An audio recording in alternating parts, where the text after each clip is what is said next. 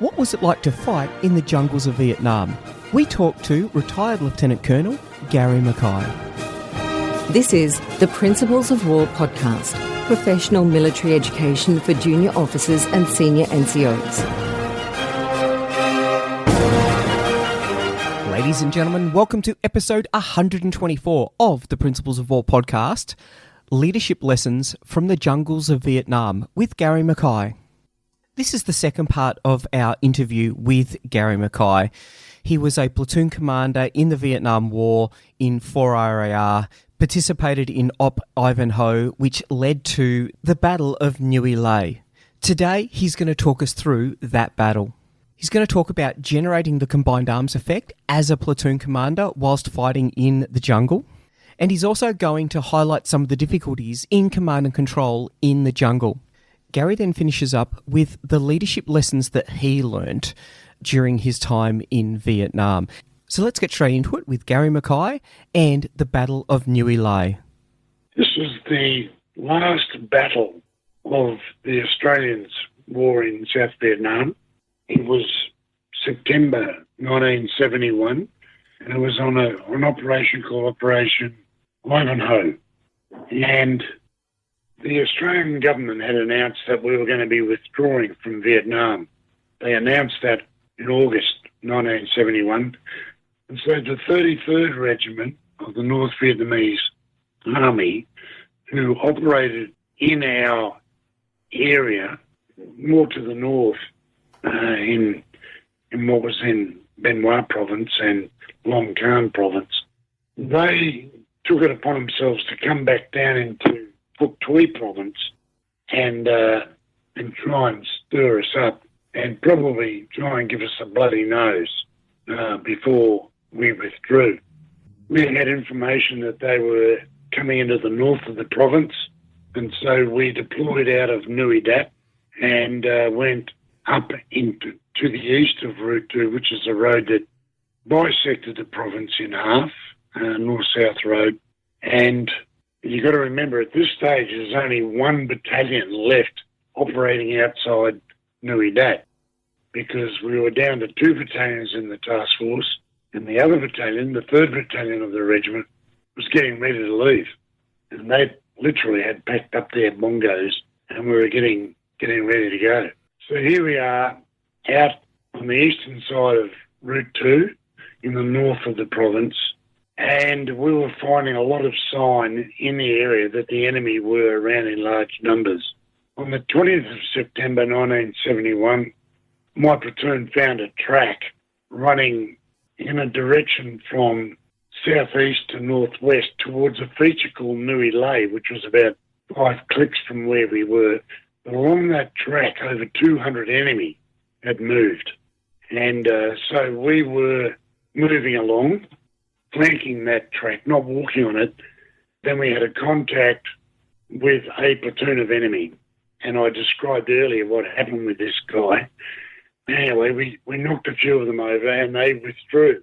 We then went into a harbour that night. We buried the dead and we ascertained that they were NVA from their clothing. In fact, they were wearing jungle boots. They had chest webbing on. All of their equipment was in tip-top condition. Their weapons were in good condition. Their ammunition was in good condition. And they're all quite young, but they had no ID apart from their uniforms. The next morning we moved further north and we ran into another track that was running east to west, again heading in the direction of the Nui Lay feature, which was now about 3 kilometres away.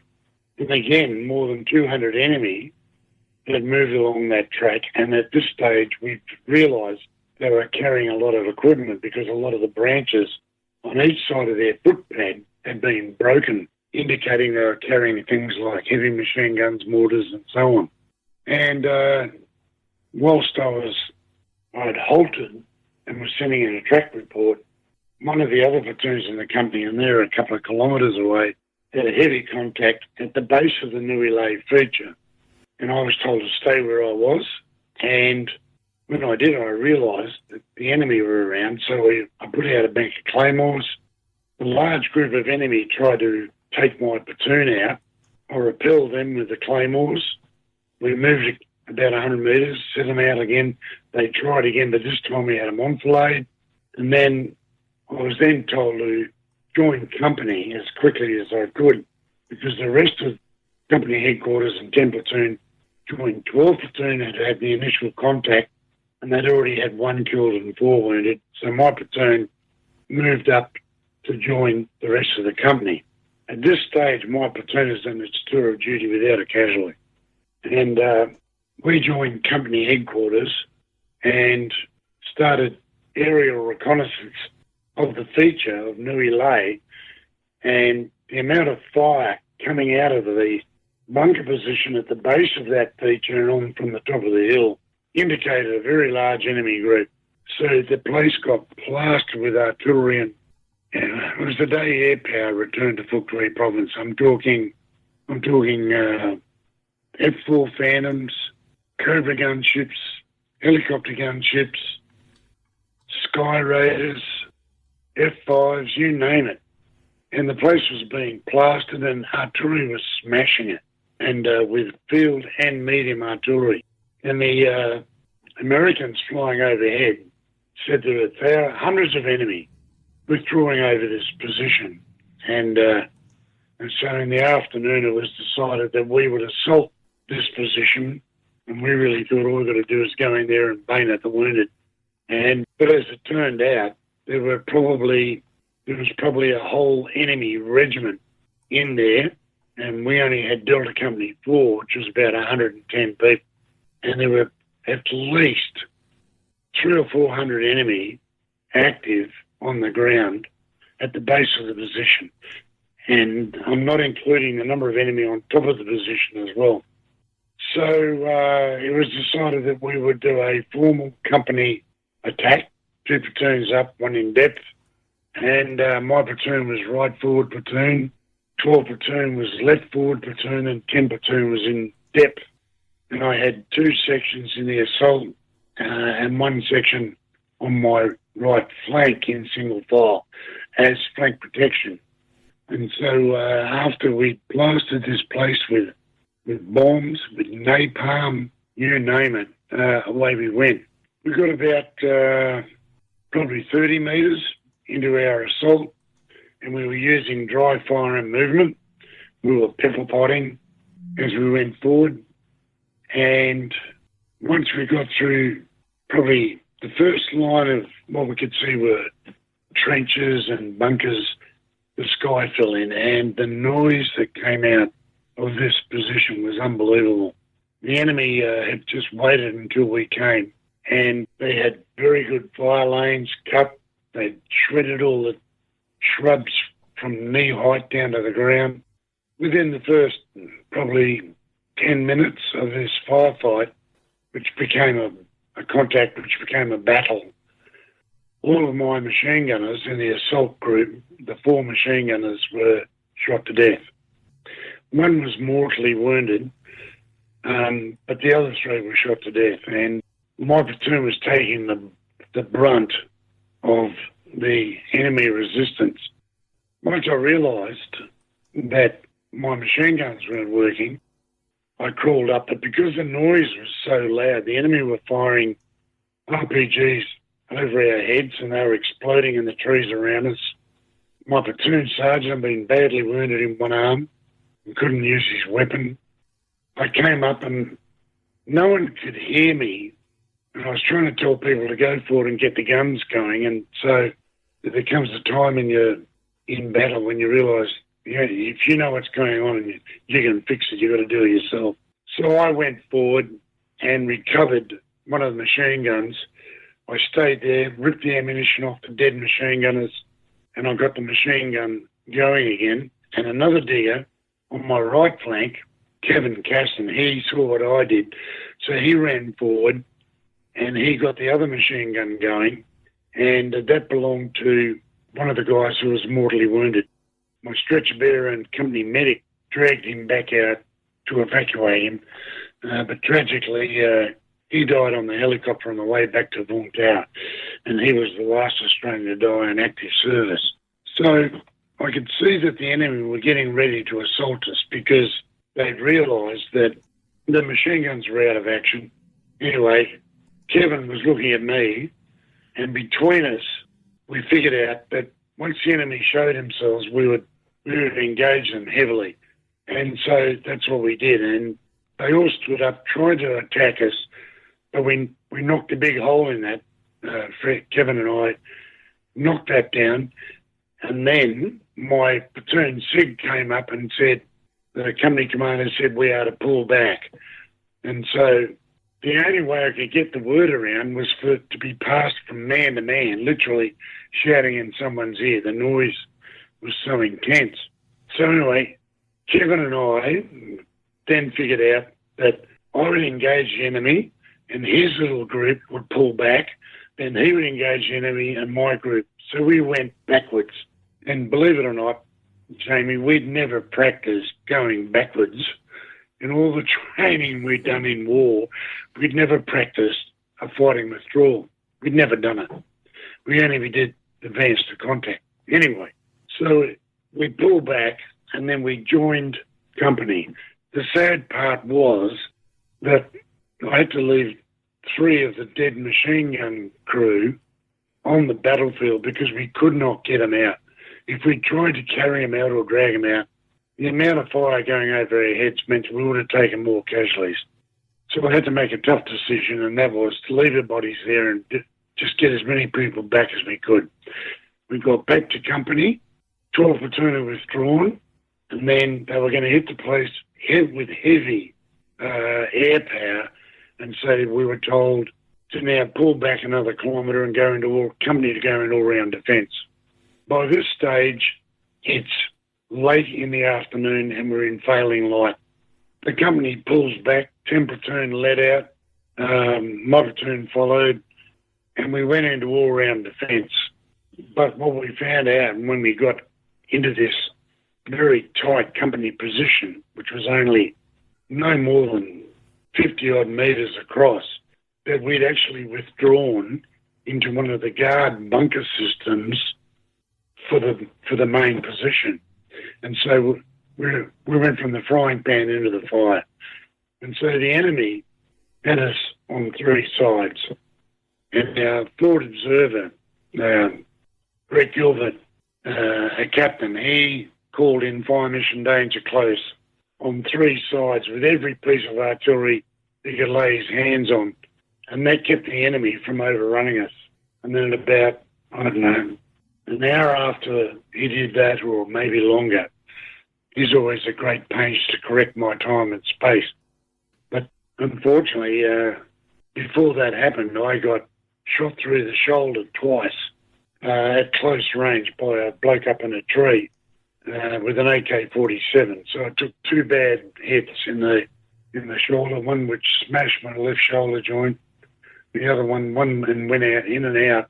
The other one bullet stopped underneath my left nipple. You know, that was the end of my fighting.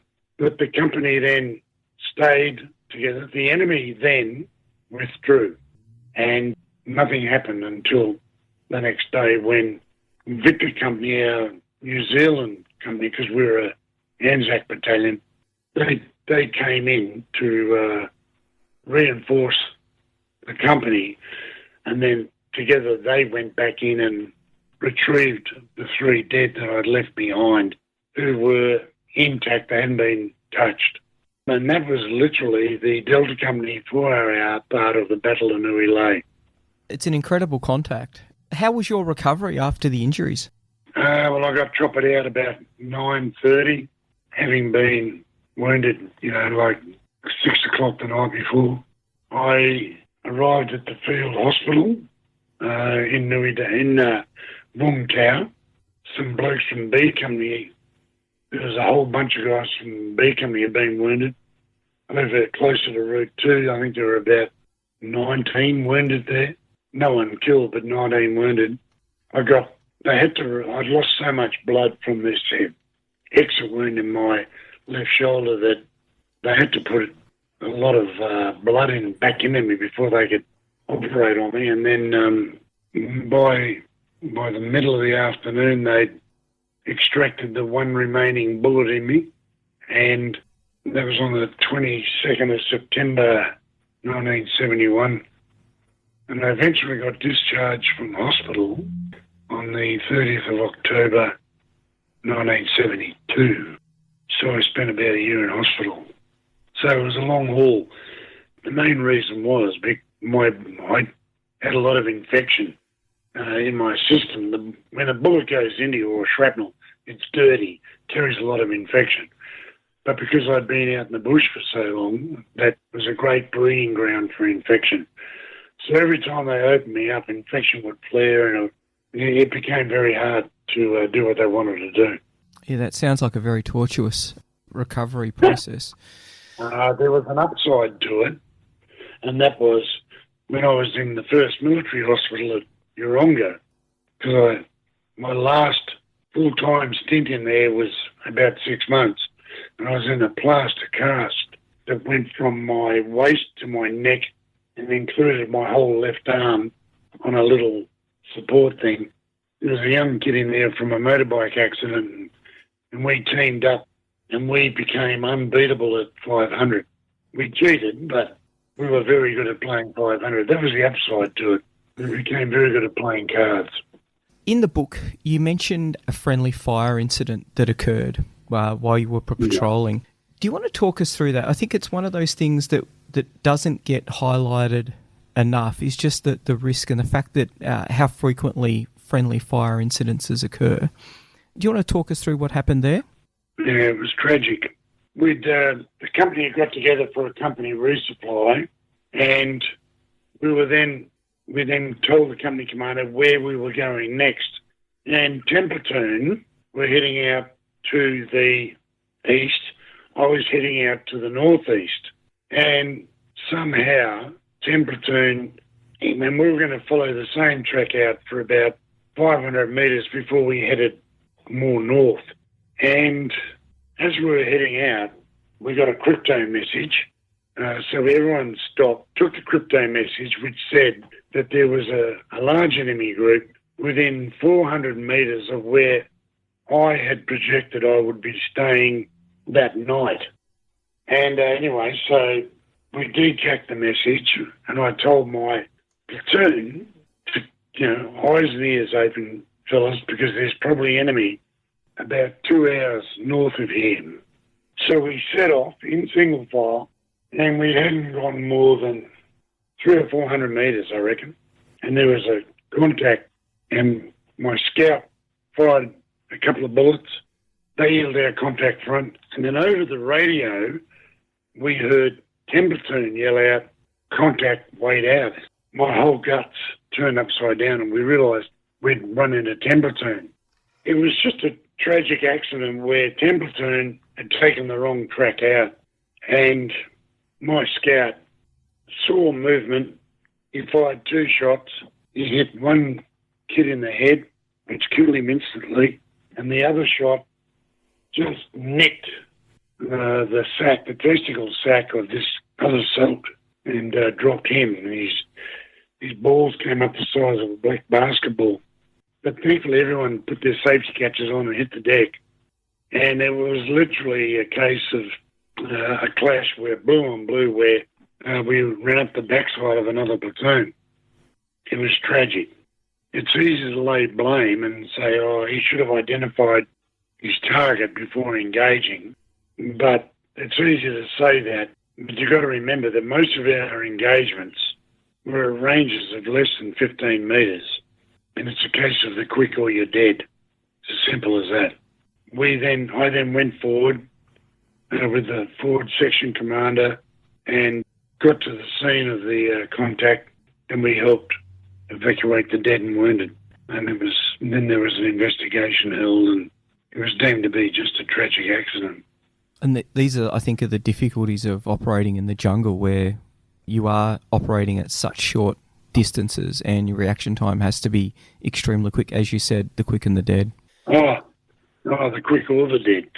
I mean, they fired back at us, but thankfully they'd heard the contact, they'd heard the Australian voices, so everyone immediately went, check fire, and thankfully trained.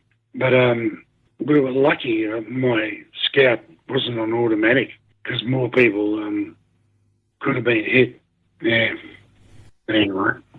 How did you and the soldiers in your platoon deal with what they saw and what they did during their tour? From that incident or any incident? Well, from once they returned to Australia, from all of the incidences, yeah. Oh. When we were in Vietnam, we would come back from an operation and we would debrief people and then go and have 400 or 500 quiet beers. And you basically, it was just being together sort of helped everybody, you know. And if they saw someone wasn't handling something particularly well, we gathered around. Like when we had the blue on blue incident, for example, we kept that soldier in the platoon, but we made that section travel at the back because we felt that we needed to be with him and not sending him back to Nui Dat, you know, because that would have been the worst thing I think we could have done. When we got back, a couple of years later, I was up in Townsville for a funeral and I was staying at the house that my sergeant had. He was working at that stage for the Queensland Prisons Service and he ran the dog section at Mount Stewart. Anyway, one of the other sergeants in Delta Company had passed away quite unexpectedly, cancer, and I was talking with Darryl Jenkins, my sergeant, and because a few of the guys had turned up at the funeral, and over a bottle of Bundaberg rum, we decided that maybe we should have platoon reunions every couple of years just to keep an eye on the guys. And that's what we did, and it's what we've been doing ever since. Yeah, so we've been doing that for 20-odd years, having platoon reunions. And, you know, we just keep an eye on each other, and blokes in South Australia look after each other, in Victoria and in Queensland and so on. And everyone keeps in touch. And I've lost all of my NCOs now except one. They've all passed away. But I've still got one of the young corporals I had. He was a 19-year-old section commander. Can you believe that? He was a reg. And Warren acts as the sort of platoon keeper of the role, if you like. And he maintains contact with everyone, and he's sort of got a newsletter that goes out, you know, every time someone goes in a hospital or changes location or does something, has a birthday. We all send happy birthday wishes and embarrassing photographs of each other. And that's how we keep in contact, you know. Oh, that's great. What were the lessons in leadership that you learnt during your tour? I think do as I say, but also do not ask your soldiers what you're not prepared to do yourself. So it's do as I do. I got reminded of that when I was interviewing one of my diggers for Delta 4, and I said, can you give me a good example of leadership in your platoon? He said, oh yeah, one day we came to this raging torrent in the wet season of a creek that had become just a raging torrent of water, and we had to get across the other side. And he said, and our platoon commander took all his gear off, tied the toggle ropes connected together around his waist and got to the other side because he was a good swimmer. And he was talking about me, and I'd forgotten all about it. But I was a good swimmer, and I didn't want to ask the diggers to do it, who might not be as good a swimmer, you know. So I got to the other side, and then we got everybody across. And that became, I mean, the diggers could see that I was prepared to, you know, put it on the line. And so it was a good example to them, I think. I always consulted my sergeant before an operation. When I was given a mission, I'd make up a plan, but then I'd go and see my sergeant. They'd already done a tour of duty in Borneo, Malaya, and one tour of Vietnam, right? All in Delta Company 4. And I go and see Darryl, and I'd say, here's my outline plan for the next stop. What do you think? And he'd run through it with me. And he'd say, yeah, that's all looking pretty good, except here I'd probably do this or that. And I'd say, why? And he'd tell me. I go, yeah, good idea. So it was a consultative process, but I was still the boss. I always called my section commanders by their rank because that was important. Because it was a section commander's war in a lot of ways. A lot of the contacts were only at section level. You know, it was only occasionally you got into a platoon battle or contact, and only occasionally did companies get into battle, even though Delta Company 4 got into 2 huge battles. So I think lead by example, listen to your subordinates, and maintain discipline. The way we maintained discipline in the platoon when we were out in the bush was that if you screwed up, you got to dig the shit pit that night. Because we have a platoon toilet in the middle of the platoon. You didn't go out in front of the gun and crap. You did it in a shit pit. And so if you'd screwed up during the day, and you got dobbed in by your section commander that you were going to do the shit pit, you had to dig the shit pit and then fill it in. So all the platoon rubbish would go in there, and then it'd be the toilet, and then we'd fill it in before we left. And so I never had to charge anyone when we were out in the field, As a matter of fact, I didn't have to charge anyone the whole time during our tour of duty. Not when I was a platoon commander anyway. Well, that's great, isn't it? There's some great lessons there. What advice then would you have for young platoon commanders or officer cadets about to graduate? What would be your advice to them? You've got to know your weapons. One of the few reasons I'm still alive is that when I jumped down behind that M60 machine gun on the 21st of September, I knew exactly what to do with it. And that was because of the training I got at the officer training unit at Skyville, and also the cross-training we did in the company. Everyone had to know how to operate everyone else's weapons, regardless of what it was. Know your weapons inside and out, all of them, that you are responsible for, regardless what sort of an organisation you're in. Know your men. I mean, these are all pretty basic, but you've got to have a really good platoon commander's notebook and understand the strengths and the weaknesses of all your guys and girls if you've got them, because you need to be able to tap into that sometimes at very short notice to solve a problem. And then when you do go on operations, know your enemy and know the enemy's weapons. Know what they've got and the ranges of all those weapons so you can then plan accordingly. That is most important. I used to be able to recite the maximum effective range and minimum range of all the enemy weapons we ever came across. Once upon a time, I'd be flat out doing it now in my old age, but I used to be able to tell you exactly what the range of an RPG-2 was, its maximum effective range, its minimum range, and so on and so forth. Those things become important when you're engaging with the enemy. I think the other thing is maintain a sense of humour, because without that you're stuffed. And remember Murphy's Law. We had a good one. If there are 3 tracks leading into an ambush site, the enemy will take the 4th. So you've always got to be prepared for the unexpected. Try and establish a good rapport with your soldiers, with your subordinates, but remember your position. I wrote a letter to my wife and I said, even though I'm surrounded by my platoon, I am alone because I was the platoon commander. I was the boss. I was the guy in charge of those 35 guys. And I didn't become mates with my platoon sergeant or my section commanders or any of my diggers until after we'd come back from Vietnam.